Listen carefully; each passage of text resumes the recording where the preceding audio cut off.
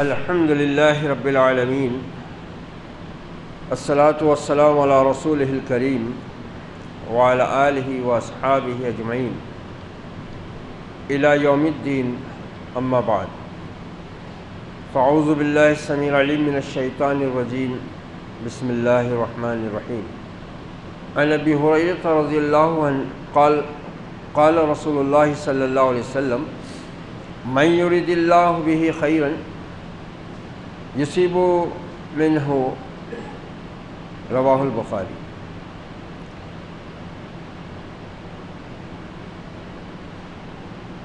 محترم خواتین و حضرات، اللہ تعالیٰ نے جو دین ہماری ہدایت کے لیے اتارا اور جس کو مکمل فرما کر اس کی حفاظت کا ذمہ بھی لے لیا، اور الحمدللہ کہ ہم کو اس نے مسلمان گھرانے میں پیدا کیا، ہمیں اپنی عبادت کا راستہ بتایا، عبادت کی توفیق بخشی، تو ہمیں اللہ کے اس احسان کو یاد رکھنا چاہیے۔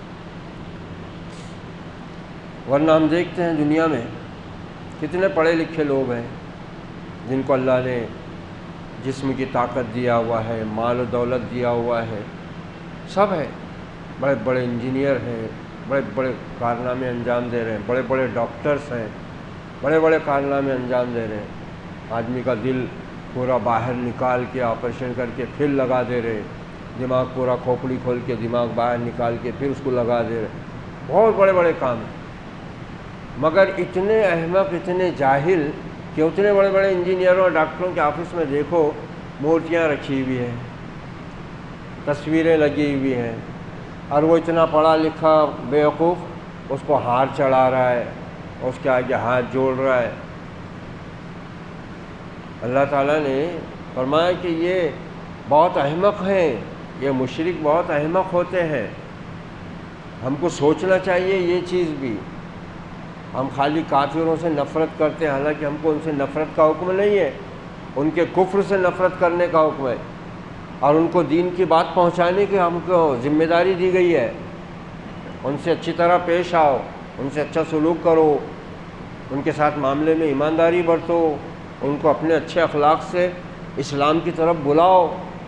یہ نہیں کرتے ہم، بس وہ کافر ہیں، ان کے پاس میں کوئی دین، کوئی اصول، کوئی اخلاق نہیں ہے، شیطان نے ان کو بھٹکایا ہوا ہے، جو ان کے جی میں آتا ہے کرتے ہیں وہ، شیطان ان کو جیسا بہکاتا ہے ویسے بہک جاتے ہیں وہ۔ ان کے پاس کوئی کتاب نہیں ہے جس کو پڑھ کے وہ جو کتاب ہے ان کی، اس کو ان کا پنڈت بھی نہیں جانتا، تو وہ شیطان ان کو فساد پہ ابھارتا ہے، اب ہم بھی اسی راستے میں چلے جاتے ہیں۔ نہیں، وہ ایسا کر رہے ہیں، ان کو بتانا پڑتا ہے، ان کو ایسا کرنا پڑتا ہے۔ یہ ہماری سوچ نہیں ہے۔ ہم کو اللہ نے زمین پر اپنا منتخب بندہ بنایا ہے، اپنی پسندیدہ جماعت میں ہم کو پیدا کیا اللہ نے، خیر امت میں۔ ہم رسول اللہ صلی اللہ علیہ وسلم کی امتی ہیں۔ یہ اللہ کا ہم پر بہت بڑا احسان ہے، سب سے بڑا احسان ہے، بہت بڑا احسان نہیں، سب سے بڑا احسان ہے۔ ورنہ اگر ہم کو بھی دین کی توفیق نہ ملتی ہے، خدا نہ خواستہ، تو ہم بھی ان کے ساتھ ہی رہتے اور کچھ بھی کرتے تھے، ہم بھی ناچتے تھے، گاتے تھے، شراب پیتے تھے، تہوار کے نام پہ کچھ بھی فساد برپا کرتے تھے، وہی کرتے تھے نا۔ ابھی انسان خالی تو نہیں رہتا نا، کوئی بھی انسان خالی رہے گا کیا؟ کچھ نہ کچھ تو کرنا ہی پڑے گا نا اس کو۔ اچھا کام تو بھی کرے گا، نہیں تو برا تو بھی کریں گے ہی، عمل تو کرنا ہے انسان کو۔ تو یہ احساس ہم کو رہنا چاہیے۔ یہ روزہ ہم کو یہ بھی یاد دلاتا کہ مسلمانوں دیکھو اللہ کا تم پر کتنا بڑا احسان ہے، کتنا بڑا احسان ہے کہ اس نے تم کو ایسا دین دیا، ایسی کتاب دی، اور تم کو ایمان کی توفیق بخشی، اور تم اس کی عبادت کر رہے ہو، اس کی بندگی کر رہے ہو۔ دیکھو اس سے اللہ تم سے راضی ہوگا، تم کو اللہ اس دنیا میں بھی عزت دے گا، اور آخرت میں بھی تم کو اپنے عذاب سے بچا کر جنتوں میں داخل کرے گا۔ تو یہ سب ہم کو یاد رکھنے کی ضرورت ہے۔ یہ رمضان کا مہینہ جو ہے نا، روزہ ہم کو یہ بھی یاد دلاتا ہے کہ ہم اللہ کی زمین پر ظالم جابر بن کے نہیں رہنا ہے، ہم کو ہر برائی کا جواب برائی سے نہیں دینا ہے ہم کو، بلکہ ہم کو اپنے دین اور اپنے ایمان اور اپنے عقیدے کے مطابق اس طرح زندگی گزارنا ہے کہ جن کے پاس دین نہیں ہے، جن کے پاس میں دین نہیں پہنچا ہے، اور جو شیطان کے بہکائے میں آئے ہوئے ہیں، ان میں سے جن کو عقل ہے، سوچتے سمجھتے ہیں. کافروں میں سبھی لوگ تھوڑی احمق رہتے ہیں، ان میں سوچنے سمجھنے والے لوگ رہتے ہیں جن کی فطرت اچھی ہوتی ہے، جن میں انسانیت ہوتی ہے. وہ جب ہمارا اچھا عمل دیکھتے ہیں نا تو پھر وہ اسلام کی طرف مڑتے ہیں، وہ سوچنے پہ مجبور ہو جاتے کہ بھئی یہ ان کا دین کیسا کیا ہے. آج کیا ہو رہا ہے؟ آج یہ ہو رہا ہے کہ اذان کا وقت ہے، وہ زور سے لاؤڈ اسپیکر بجائیں گے. رمضان کا مہینہ چل رہا ہے، انہوں نے اپنے پروگرام بنا لیے اور بڑے بڑے لاؤڈ اسپیکر لگا کے چھوڑ دیے. ایک وقت وہ تھا جب یہ غیر مسلم جن کے ساتھ ہم اور ہمارے پرکھے رہتے آئے ہیں، صدیوں سے رہ رہے ہم، آج تھوڑی رہ رہے، صدیاں بیت گئی ہم کو رہتے ہوئے. ہماری 800 سال حکومت تھی جب بھی یہ ہمارے ساتھ تھے. آج سے تھوڑی ہوا یہ حال تھا ان کا کہ رمضان کے دنوں میں بہت سے غیر مسلم ایسا ہوٹل میں آ کے چائے نہیں پیتے تھے دن میں، روزے داروں کے احترام کی وجہ سے. کوئی بیڑی سگریٹ پینے والا ایسا رستے سے بیڑی سگریٹ پیتے نہیں جاتا. کوئی مسلمان آیا تھا سامنے روزے دار تو بجھا دیتے تھے. آج کیوں ایسا ہو گیا؟ انہوں نے جو کرنا ہے وہ کریں گے. میں نے بتایا ابھی ہمارا بھی رویہ غلط ہو گیا، ہم بھی غلط ہو گئے نا، ورنہ یہ تھا. اور آج بھی بہت سے مقام پر الحمدللہ ہے ہمارے ملک میں، اذان ہوتی نا وہ اپنا لاؤڈ اسپیکر بند کر دیتے ہو. آج بھی بہت سی جگہ آج تک بھی رپورٹیں آتی ہیں، خبریں ملتی ہیں کہ اذان ہوتے رہی یا پھر مسجد آ گئی اپنے باجے بند کر دیتے ہو. مگر ہم نے ان کو اپنے اسلامی اخلاق سے آگاہ نہیں کیا. جیسے جیسے زمانہ آگے بڑھ رہا ہے، برائیاں پھیل رہی ہیں، ہمارے اندر بھی وہی جہالت آتے جا رہی ہے. جو کام ان کا ہے وہ ہم بھی کرنے لگ گئے. تو ہم کو ایمان والا ہونے کا مطلب کیا ہوا؟ جبکہ اللہ نے اپنی کتاب میں صاف صاف بولا ہوا ہے کہ اے مسلمانوں، یہ یہودی، یہ مشرک، یہ تم کو تکلیفیں پہنچائیں گے، زبان سے بھی پہنچائیں گے، ہاتھ سے بھی پہنچائیں گے. مگر تم اللہ سے اگر ڈرتے ہوئے زندگی گزارو گے اور مصیبت اور پریشانیوں میں صبر کرو گے نا، اللہ تم کو ان کی تکلیفوں سے بھی بچائے گا اور تمہارے لیے ان کے دلوں میں نرمی بھی پیدا کرے گا. یہ قرآن میں وعدہ ہے اللہ کا. اور پھر اس کے ساتھ یہ بتایا ہوا ہے کہ جب ایمان لاؤ گے اللہ پر، اس کو ایک اکیلا معبود مانو گے، آخرت کا یقین رکھو گے، محمد رسول اللہ کی رسالت کو تسلیم کرو گے، تو پھر اللہ تمہیں ایسے ہی نہیں مان لے گا کہ ہاں اسے ایمان لے کے آگے آپ جنت میں ڈال دوں گا. وہ آزمائے گا تمہیں. ابھی سورہ بلد کی تفسیر میں بات آئی تھی پرسوں کہ انسان مشکلوں میں پیدا کیا گیا ہے. یہاں آسانیاں نہیں ہیں اس دنیا میں. ہر انسان کے ساتھ میں مصیبتیں، رنج، دکھ، تکلیف، بیماریاں، سیماریاں، اپنوں کی دوسروں کی ایذائیں، یہ سب لگی ہوئی ہیں ہر ایک کے ساتھ. مگر اگر ایمان والے ایمان پر قائم رہیں گے، اللہ سے ڈرتے ہوئے زندگی بسر کریں گے، اس کی یاد کو اپنی زندگی کا مقصد بنائیں گے، نماز قائم کریں گے، اس کی راہ میں اپنا مال خرچ کریں گے، اس کے بندوں کے ساتھ اچھا سلوک کریں گے، اور پھر اس میں جو مصیبت اور پریشانی آئے گی اس پر صبر کریں گے، تو اللہ ان کو ایک ایک عمل کا بہترین بدلہ دے گا.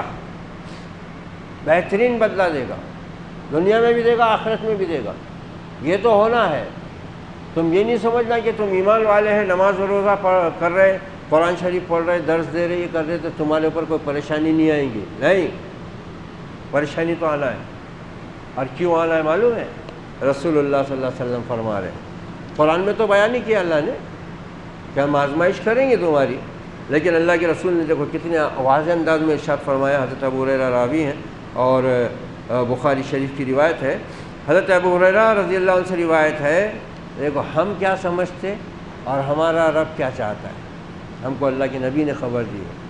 ہم سمجھ رہے کہ مصیبت آ گئی، پریشانی آ گئی تو کیوں آ گئی. دیکھو اللہ کے رسول کیا فرما رہے، حقیقت بتا رہے. رسول اللہ صلی اللہ علیہ وسلم نے فرمایا، جس کے ساتھ، غور سے سنو بات، چھوٹی سی حدیث ہے مگر کتنی غضب کی حدیث ہے، جس کے ساتھ اللہ تعالیٰ بھلائی کا ارادہ فرماتا ہے اس کو مصیبت سے دو چار کرتا ہے. دیکھو ہماری سوچ کیا ہے، ہم کیا سوچتے بھئی ہم نماز پڑھ رہے، روزہ رکھ رہے، قرآن کی تلاوت کر رہے، تو ہمارے کو کچھ بھی نہیں ہونا، ہمارے بچوں کو کچھ نہیں ہونا، ہمارے گھر والوں کو کچھ نہیں ہونا، ہمارے کاروبار کو کچھ نہیں ہونا، بلکہ اس میں بڑھتے جانا۔ یہ کافر کی سوچ ہے، یہ یہودیوں کی سوچ ہے، یہ منافقوں کی سوچ ہے۔ ہمارا رب ہم کو اپنے نبی کے ذریعے حقیقت بتا رہا ہے، میرے بندے جب میں تیرے کو کسی پریشانی میں ڈالتا ہوں نا، تو اس لیے نہیں ڈالتا کہ تجھے تکلیف دینا ہے، اس لیے ڈالتا ہوں کہ میرا مومن بندہ جب میری طرف سے پہنچنے والی کسی آزمائش اور تکلیف میں صبر کرتا ہے تو میں اس کے درجے بلند کرتا ہوں،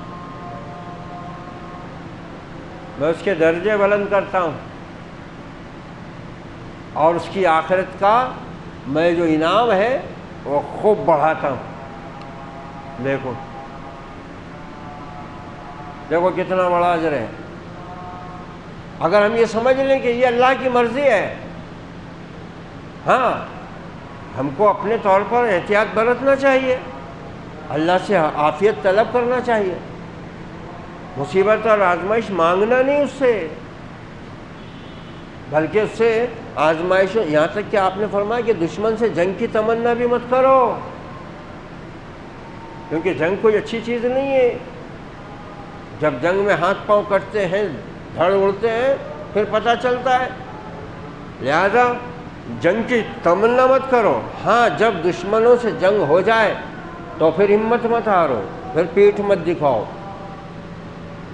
تو یہ چھوٹی بڑی جو بھی مصیبتیں آتی ہیں کسی بھی شکل میں، مومن کو اگر یہ سمجھ لے مومن کہ یہ میری طرف اللہ کی رحمت کا ایک اشارہ ہے، یا تو مجھ سے کوئی غلطی ہو رہی ہے تو بندہ چوک جاتا ہے، پھر توبہ کرتا ہے، اور ہم نے کل یہ حدیث سنے کہ توبہ کرنے سے اللہ کتنا خوش ہوتا ہے۔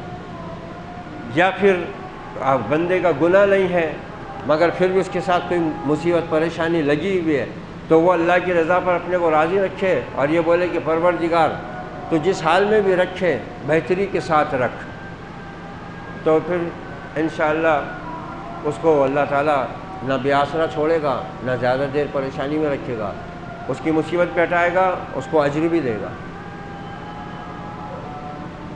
اجر بھی دے گا اس کو۔ تو دیکھو کتنی بڑی بات آپ صلی اللہ علیہ وسلم نے اپنی امت کو بتا دی ہے، یعنی دنیا کی تکلیفیں، مصائب و آلام، بیماری، غربت، جان و مال کا نقصان، یہ سب جتنی چیزیں ہیں یہ پیش آنا ہے، ان میں مومن کے لیے بھلائی کا پہلو اس طرح ہے کہ دنیا میں وہ ان کی وجہ سے اللہ کی طرف رجوع کرتا ہے۔ اسی لیے جو ہے نا بندے کو ایسے موقع پر، جیسے کہ ہمارے نبی کا اسوہ ہے، آپ ہر خوشی کے موقع پر بھی اور ہر غم اور مصیبت کے موقع پر بھی کیا کرتے تھے؟ سیدھے اللہ کے سامنے کھڑے ہو جاتے ہیں۔ اس سے اللہ خوش ہوتا ہے کہ میرے بندے نے مجھ کو یاد رکھا ہوا ہے، کیونکہ قرآن میں بولا نا اللہ نے فَاذْكُرُونِی، مجھ کو یاد رکھو، اذکرکم، تو میں بھی تم کو یاد رکھوں گا۔ اب جو بندہ خوشحالی میں مگن ہے، بس کما رہا ہے، کھا رہا ہے، اچھا ہے سب، اور بعد میں پھر مصیبت آئے تو اے اللہ کر رہا ہے، تو پھر اللہ کو اس کی پرواہ نہیں۔ ہاں جو بندہ اللہ کی نعمتوں کا شکر ادا کرتے ہوئے اس کی یاد میں لگا ہوا ہے، نماز پڑھتا ہے، نماز قائم کیے ہوئے ہے، اللہ کو بھولا ہوا نہیں ہے، اللہ کی یاد سے غافل نہیں ہے، اس پہ مصیبت آئے اور وہ ہاتھ اٹھاتا ہے، اللہ بھی پھر اس کو یاد رکھتا ہے، وہ کہتا ہے میرے بندے جا، میں نے تیری تکلیف کو دور کیا۔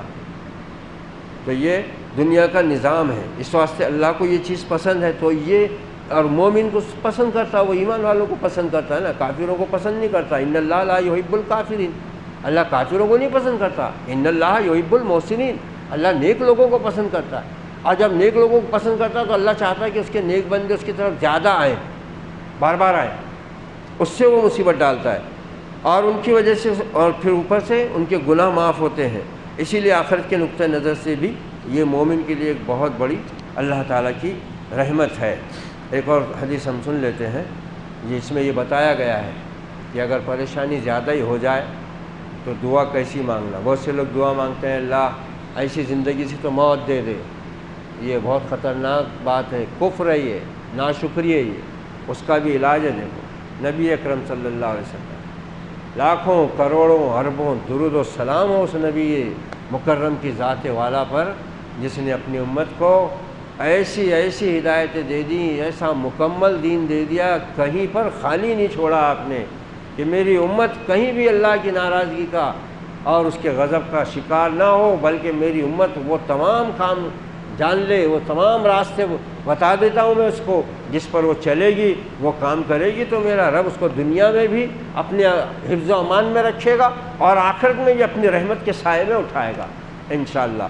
تو حضرت انس رضی اللہ عنہ فرماتے ہیں اگر کسی کو کوئی اب کسی کو مصیبت ذرا زیادہ گھیر لیتی ہے، کسی کو بڑی لمبی بیماری لگ جاتی ہے، لا علاج بیماریاں ہو جاتی ہیں، ایسے میں اگر انسان بہت پریشان ہو گیا ہوا ہے تو موت کی تمنا نہ کرے،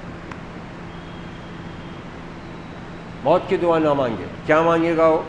حضرت انس رضی اللہ عنہ سے روایت ہے کہ رسول اللہ صلی اللہ علیہ وسلم نے فرمایا تم میں سے کوئی شخص کسی تکلیف کی وجہ سے جو اسے پہنچی ہو موت کی آرزو نہ کرے، کیسی تکلیف ہو، پھر اور اگر تکلیف کی نوعیت ایسی ہو کہ اس کے بغیر چارہ نہ ہو، اب آدمی برداشت بھی ایک حد تک کرے گا نا بھائی، تو اللہ کے رسول نے اس کا حل بتایا کہ تکلیف اب بہت ہی زیادہ ہو گئی ہو تو پھر کیسی دعا کرے وہ اللہ سے، اے اللہ تو مجھے اس وقت تک زندہ رکھ جب تک زندگی میرے لیے بہتر ہو۔ کتنی پیاری بات ہے، نہ گناہ ہو رہا اور اللہ کے حوالے ہو جا رہا ہمارا معاملہ، وہ سب جاننے والا ہے۔ اگر زندگی ہمارے حق میں بہتر ہے، ہم دعا مانگ رہے اللہ ہم کو زندہ رکھ جب تک زندہ رہنا ہمارے لیے بہتر ہے، یعنی ہم تیری عبادت کر لیں، بندگی کر لیں اور ہم کو نیکی کرنے کا موقع مل جاتا ہے، ایسی زندگی اگر ہے تو زندہ رکھ، اور اگر جب تک زندگی میرے لیے بہتر ہو اور اس وقت مجھے فوت کر دے، مجھے موت دے دے جب وفات میرے لیے بہتر ہو۔ یہ بھی بخاری مسلم کی روایت ہے۔ کتنی پیاری دعا ہے، نہ گناہ ہو رہا نہ ناشکری، کہ اے اللہ زندگی جب تک میرے حق میں بہتر ہے مجھے زندہ رکھ، اور جب موت میرے لیے بہتر ہو، یعنی مرنے کے بعد اگر میں تیری مغفرت اور تیری رحمت کے سائے میں آ رہا ہوں، نہیں تو پھر مرنے کے بعد قبر کے عذاب میں ہے تو پھر تو اس سے بڑی مصیبت ہے نا۔ دنیا کی تو کتنی بھی بڑی مصیبت ہو تو آخرت کی مصیبت کے مقابلے میں کچھ بھی نہیں ہے پھر وہ۔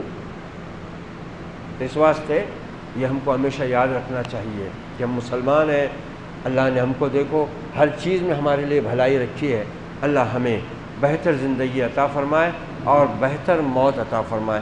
ربنا تقبل منا انك انت السميع العليم وتب علينا انك انت التواب الرحيم وصلى الله على النبي وعلى آله واصحابه اجمعين سبحان ربك رب العزة عما يصفون وسلام على المرسلين والحمد لله رب العالمين۔